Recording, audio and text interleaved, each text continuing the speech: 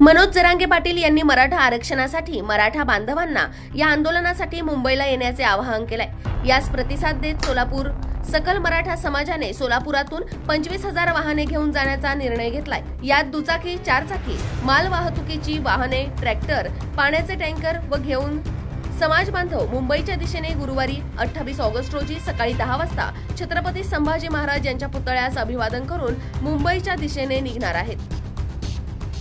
29 August 2025 रोजी मुंबई होते होणाऱ्या संघर्षयोद्धा मनोजदादा जरांगे पाटील यांच्या आमरण उपोषणाला समर्थन देण्यासाठी व मराठा समाजाचा आवाज बुलंद करण्यासाठी सोलापूर सकल मराठा समाज सोलापूर शहर व जिल्ह्याच्या वतीने 25,000 टू व्हीलर, फोर व्हीलर, माल वाहतुकीची वाहनं, ट्रॅक्टर असतील, पाण्याचे टँकर असतील आणि ॲम्ब्युलन्स हा मोठा ताफा घेऊन सकल मराठा समाज 27 आणि 28 रोजी मुंबईच्या दिशेने जाणार असून संघर्षयोद्धा मनोजदादा जरांगे पाटील हे मागील 2 ते 2.5 वर्षापासून सरकारला आव्हान करतायत।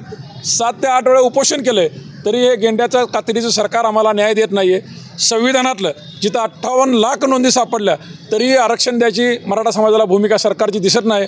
फसवं आरक्षण SC-BC 10% सरकार देऊन ज्या प्रकारे मराठा तरुणांच्या भविष्याशी हे सरकार खेळतं आहे त्याचा निषेध आणि आम्ही मागतोय 50%च्या आतून OBCतून त्या आरक्षणाला सरकार नकार देतं आहे आणि 50%च्या आतून OBCतून आरक्षण घेतल्याशिवाय मराठा समाज मुंबईतून माघार फिरणार नाही।